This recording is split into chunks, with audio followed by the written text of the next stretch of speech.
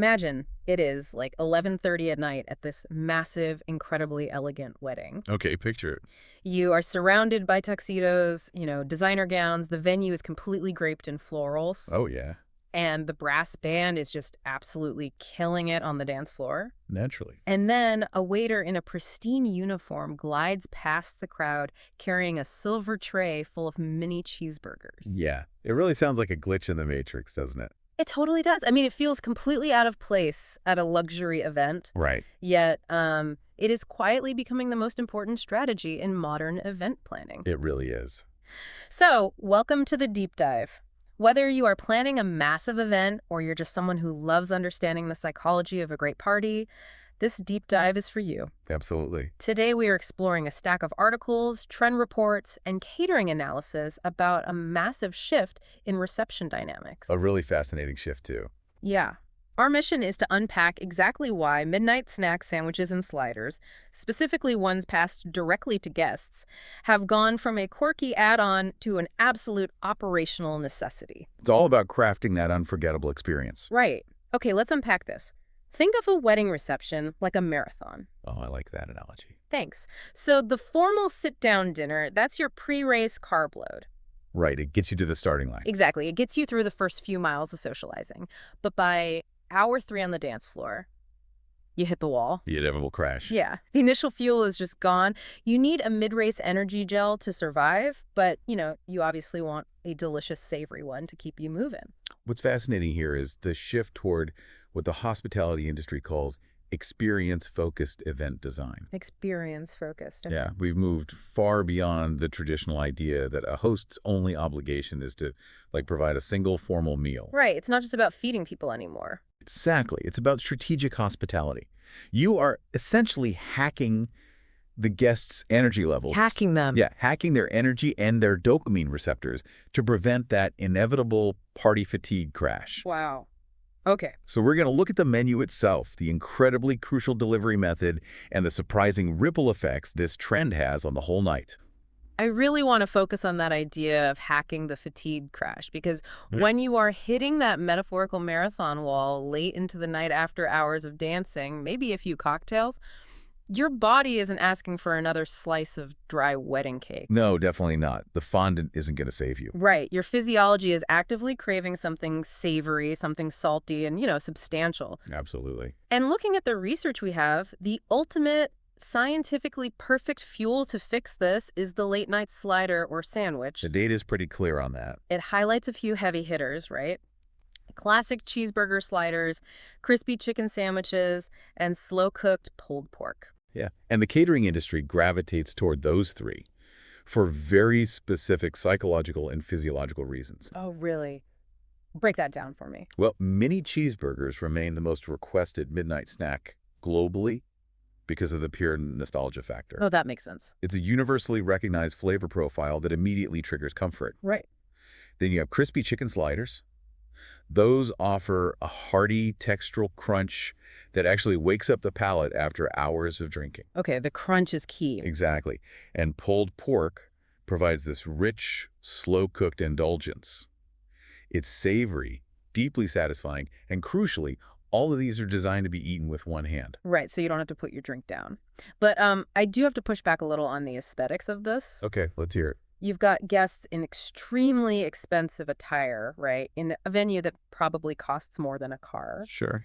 Doesn't handing out tiny fast food staples run the risk of, I don't know, cheapening the vibe? You would think so. Wait, cheeseburgers and grilled cheese at a formal wedding? It Yeah. feels a bit like a fast food run at 1 a.m. crashing a gala. If we connect this to the bigger picture, it actually creates a psychological high-low contrast. It's high-low contrast. Yeah, luxury brands use it all the time. It really comes down to the execution and the culinary elevation of these foods. Okay, so we're not talking about a drive-through. Definitely not. We aren't talking about tossing greasy, foil-wrapped fast food bags onto a folding table in the corner. Right, right. It's about taking high-quality, premium ingredients and mapping them onto an accessible, nostalgic format. So it's the psychological comfort of a cheeseburger, but the beef is Wagyu. Exactly. And the bun is freshly baked brioche, crafted by a Michelin-trained caterer. Exactly that. It is the juxtaposition that makes it memorable. It elevates street food into a luxury touchpoint. Oh, I love that. And we see this perfectly illustrated in another major menu item trending right now.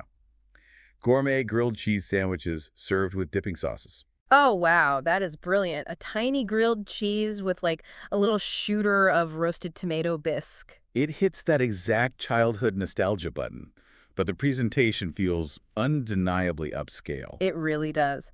But we also have to talk about the guest makeup, right? Because a modern wedding isn't a monolith. Very true. If you only pass around pulled pork and Wagyu beef, a significant portion of your guests are left out in the cold. Yeah, you can't do that. The research places a huge emphasis on vegetarian and vegan options like black bean sliders, grilled vegetable sandwiches, plant-based patties. And that inclusivity is not just about being polite. It is a structural requirement for keeping the event intact. A structural requirement. Yeah. If we are treating late-night food as a mechanism to keep the party alive, you cannot have 20% of your attendees suddenly checking out because their blood sugar crashed and they couldn't eat the snack. Right, because if the vegans or vegetarians have to tap out and go back to their hotel rooms to order room service, they don't just leave quietly. No, they say their goodbyes. Exactly. They pull other people off the dance floor to hug them. It completely splinters the collective momentum of the room. That's a perfect way to frame it. Ensuring every single guest can participate in the late-night feast is about protecting the shared experience. Protecting the vibe. Right. You want that collective, unified energy to remain high. If someone feels marginalized by the catering, it breaks the immersive spell of the hospitality. Which brings us to a crucial pivot point, because the most gourmet, inclusive, perfectly engineered black bean slider is completely useless if the act of getting it ruins the vibe of the party. Oh, absolutely. The delivery is everything. The source data makes a very sharp distinction between what you are serving and how you are delivering it. Right, the mechanics of it. Specifically, the massive strategic advantage of passing these snacks directly through the crowd versus setting up a traditional food station or buffet line. This is where the logistical execution directly dictates the behavioral flow of the evening. Okay, to bring back my marathon analogy for a second. Let's hear it. This is the difference between making a runner go completely off course to find a water fountain in a parking lot versus a volunteer just handing them a paper cup of water while they're still jogging. That is spot on. A buffet line is a total dance floor buzzkill. But the real danger isn't just the waiting, it's the context shift, right? The context shift is the fatal flaw of the late-night buffet. How so? When you announce that food is served in the foyer or at a station against the far wall, you are taking guests out of the highly stimulated party environment And dropping them where? into a waiting room environment. Oh man, and what happens in a waiting room? Your adrenaline drops. Yeah. You suddenly realize your feet are killing you from wearing dress shoes all day. Exactly. You check your phone, you see it's midnight, and you think, well, we've eaten, maybe it's time to call the Uber. And just like that, the party is over. The music is suddenly playing to a half-empty room, and you have completely broken the dopamine loop of the celebration. Wow. But by bringing the food directly into the crowd, you never interrupt the celebration. The industry research really emphasizes that raw convenience, doesn't it? It does. Servers circulating directly on the dance floor, the guests don't have to seek out the food, the hospitality intercepts them. And from an aesthetic standpoint, this addresses my earlier concern about it feeling too casual. Right. Because you have a server in crisp professional attire navigating through the dancing crowd with a stylized wooden board or a beautiful silver tray. Offering you a fresh, warm slider. Exactly. It bridges the gap between casual comfort and high-end service. It actually makes you feel like a VIP in a club rather than a kid at a fast food counter. It completely reframes the interaction. It transforms the act of eating from a mere biological necessity into an integrated piece of immersive entertainment. It's entertainment. Yeah, it surprises people. And the psychology of surprise is deeply tied to memory formation. Oh, that makes so much sense. Guests will forget the formal chicken dinner they had at 7 p.m., but they will distinctly remember the feeling of being handed a gourmet slider right when their energy dipped at midnight. Okay, here's where it gets really interesting. Because the guests are staying on the dance floor and the energy remains uninterrupted, it inadvertently solves another massive wedding problem. The vendor ecosystem. Yes, it creates these incredible ripple effects for the rest of the vendors. Let's look at the photography. Oh, the photographers love this. Right. I always thought eating photos were the ones you immediately deleted. Why do wedding photographers suddenly love these slider shots? Well, it is a profound shift in how these events are documented. Traditionally, Caterers and photographers actually coordinate to explicitly avoid taking pictures during dinner. Because nobody looks good eating a steak. Nobody. But the midnight snack is a completely different photographic subject. How is it different? Modern wedding photography has evolved heavily toward a photojournalistic style. Couples want depth, personality, and genuine emotion, not just 50 posed shots of people smiling at a lens. So the camera is hunting for authentic joy. And what produces more authentic joy than a group of friends, mid-dance move, realizing a tray of hot cheeseburgers has just arrived? Nothing. The visual of a guest laughing in formal wear while holding a mini grilled cheese is an incredibly dynamic image. I can totally picture that. It captures the raw, unfiltered, slightly chaotic fun of the night's final hours. And beyond the photography, this method of delivering savory snacks sets up an entire culinary ecosystem that you can play with. Yes, the pairings.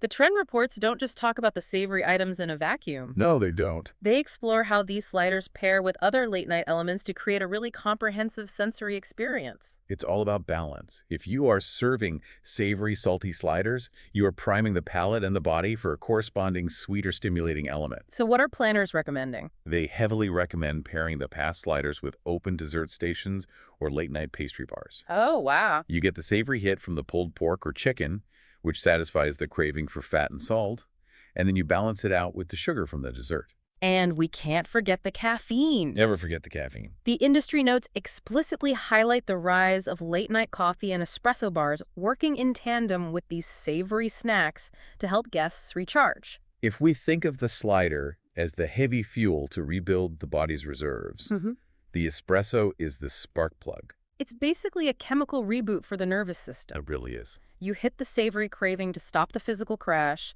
you spike the blood sugar with the dessert bite, and you jumpstart the central nervous system with a shot of espresso. You are literally engineering a second wind. That is wild. And many couples are taking it a step further by combining the past slider service with interactive food carts, like a churro cart or an affogato station. Oh, an affogato station sounds amazing. Right. It creates a multi-layered interactive culinary playground that often becomes the most talked about highlight of the entire reception. Okay, so what does this all mean? We know the science behind why the food works.